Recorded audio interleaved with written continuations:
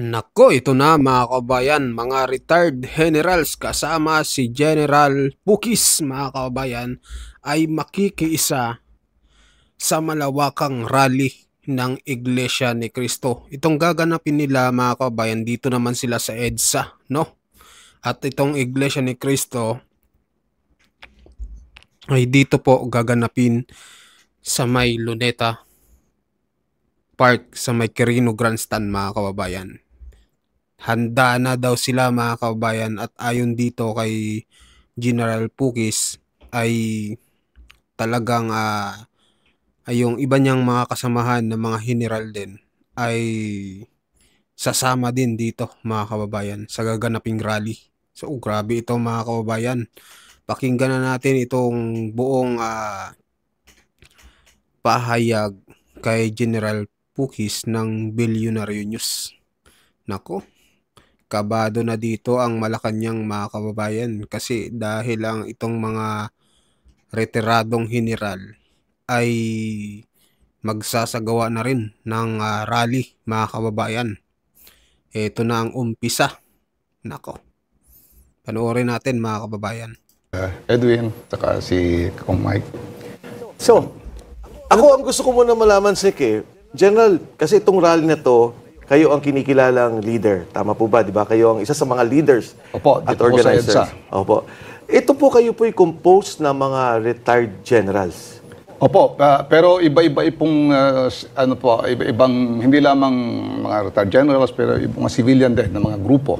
Okay. We are a movement actually. Pero wait, there are two rallies. Correct. One in Quirino. Quirino by the INC. Yes. That was applied for by INC. And the other one in People Power.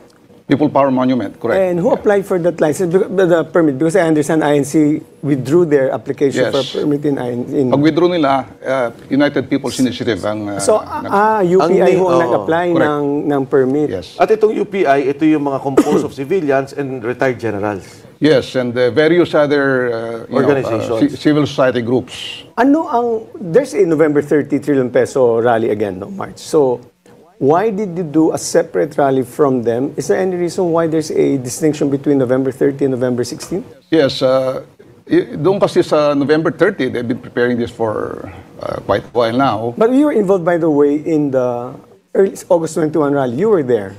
September September 21, Sorry, yes. sir, September 21. Nag-rally kami doon sa... Gate 1. Initially doon sa Batasan, 3 araw, 3 gabi noon. Kasi umalis si Speaker Martin. Tapos nag-march off kami from Batasan to the Gate 4 of Campo Aguinaldo. Hanggang doon sa September 21 na Correct. nag-rally. So, my question again is, ba't pa kayo naghiwalay pa sa trillion peso? Di ba? There's volume in numbers. Yes, ang problema kasi doon, yung alliance nila, of course, we know, andun yung Makabayan Bloc.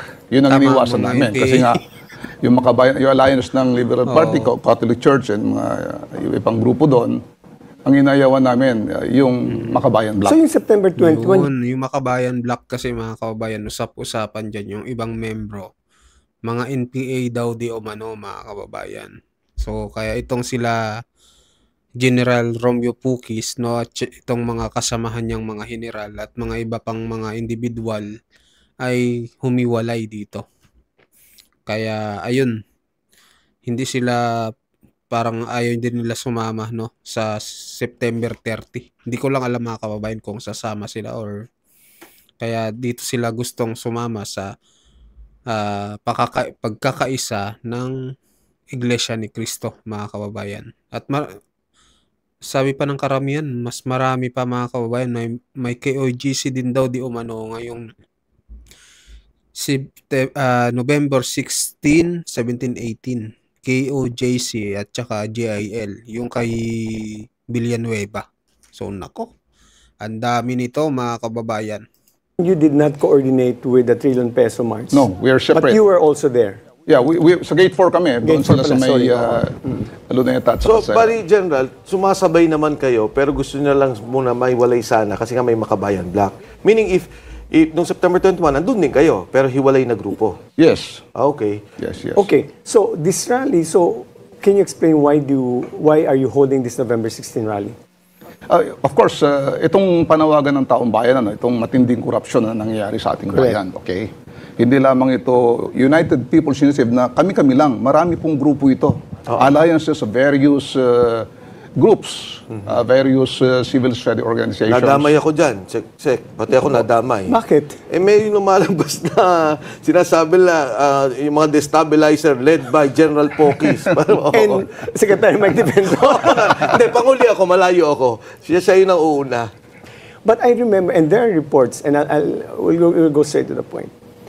There was a previous report that I've seen that you met with General Bronner. That's correct. And you asked for a withdrawal of support. No, that is not correct. That's not correct. No, yeah. The correct thing there is... General Pokis, when did you meet with General Bronner? We met with General Bronner and his battle staff September 20, the day before September 21 rally. Okay. Yeah. Okay, go ahead. Essentially, kasi maraming ang mga fake news, mga disinformation about our group. In fact, you were, if I'm not mistaken, the AFP called whatever the talks about withdrawal support as a soft coup dynamics. Parang ganun. Walang ganon. Walang usapan sa coup. Walang usapan whatsoever. So you are not against, it's not true that you are advocating a withdrawal of support? No, because ang kwento, and I'll tell you frankly, Okay. the buzz there outside was there were two, you were advocating a withdrawal support, and the AFP were against it because primarily, and this is the discussion, there are two kinds a withdrawal support and a revolutionary government. No, walang ganon. Okay, on the part of, and it was very widely discussed among the political class that you advocated for withdrawal support. No. So that when following a withdrawal support, like what we did kay GMA. KGMA, yes. That the vice president assumes the office. And the generals or the people that you spoke to allegedly refused because she was pro-China and the orientation of the AFP was fundamentally Western, and the interoperability and all the training are fundamentally Western and primarily American. Okay. General Paul, can you give us what actually transpired actually, in the discussion? pumunta kami doon. We actually seek the meeting with him. Sino hong mga kasama niya yan? Mga retired generals with the United People's Initiative. Can you name some of them? Of course, kasama dyan si General Kita and General some Kita, others. General Pokis, Admiral Suarez. Okay. Some others, okay.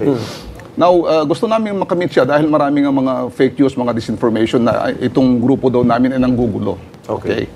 Not nanggugulo, because to be inciting to sedition, but discussing people about the withdrawal support. That's why. Yun ang gusto namin parating sa kanya, na we are ang aming grupo, we are a non-partisan, non-political, law-abiding group, movement, actually. Okay. The concern on you, General Pokis, is because you are identified with the former President Duterte. That's why the slant towards, when you spoke, it was matunog yung withdrawal support, but you prefer, your group prefers Vice President Sara. No, it's like this. Of course, I helped the campaign of President Duterte. That's a fact. I also organized BBM 2.0, itong rally itong May 2022. Okay. We campaigned for President BBM. BBM 2.0. Okay? Ngayon, nung wala siyang katandem nung finally sumama si Inday Sara as katandem niya, naging BBM Sara 2.0. So yung ang manok nyo noong 2022 was really BBM? Yes. At that point, wala pa si Inday Sara, hindi pa siya nag-ano. Okay. So BBM sa 2.0 muna. So kausap niyo po si General Bronner. Ano pong sinabi niyo? Hindi, in-explain namin, we are not So you were aware of the rumors going around, so you need to speak to... So ito pa lang si General Romeo Pukis, ay ano pala, supporter siya ni BBM noong 2022 at talagang inano niya, anong tawag diyan, kinampanya niya, mga kababayan, itong si BBM, So, yun yung sinabi niya dito. Correct.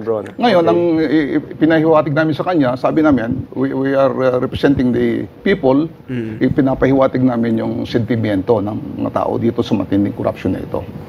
At merong general kasi doon, na Southern Luzon na nagpa-press release na, okay, sumasama sila sa nakikiramdam sila, nararamdaman nila yung hinaing ng mga tao, parang ganon.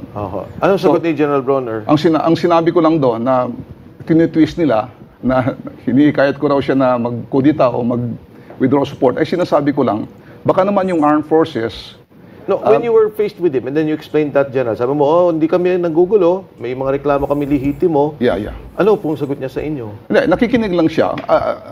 Kasi yung alam naman natin na nababalidate nila yun. Ngayon, ang sinabi ko lamang doon na maaring tinitwist nila, ay sinasabi ko lamang, baka naman yung armed forces ay hindi lamang mag-press release about corruption, kung pwedeng verbally sabihin, mag-conference siguro na sabihin na itigil na yung corruption na yan at dapat panagutin, parang ganon. Essentially, you are not for withdrawal support. No, and in fact, you are maintaining the professionalism of the armed forces. Correct. But they should not get involved in any political upheaval. May mga Pero lumalabas. inikayat niyo po si General Bronner na, General, baka pwede naman magsalita kayo about corruption. Yun lang ang sinabi namin. Okay. And then we can vouch for that. Andun lahat ng mga battle staff niya, puro mga generals yun eh.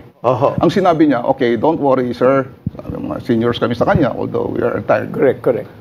Sabi niya, nararamdaman namin, naririnig namin ang hinaing ng tao. Sabi niya, hindi kami bingi, hindi kami pipi, hindi kami bulag. Yun sinabi niya. Teka, General Pukis, So, yun, totoo pala yung sinabi na ito ni General Pukis, mga kababayan, no? Pero hindi ito binanggit ni AFP General Browner nung in-interview siya ng DCMM, mga kababayan. Wala siyang binanggit na ganito na sinabi ni narinig ni General Romeo Pukis, mga kababayan. No, kung ano yung binanggit ni AFP General Browner, mga kababayan. Ba't ganun? Parang may sino kaya ang nagsasabi sa kanila ng totoo, mga kababayan?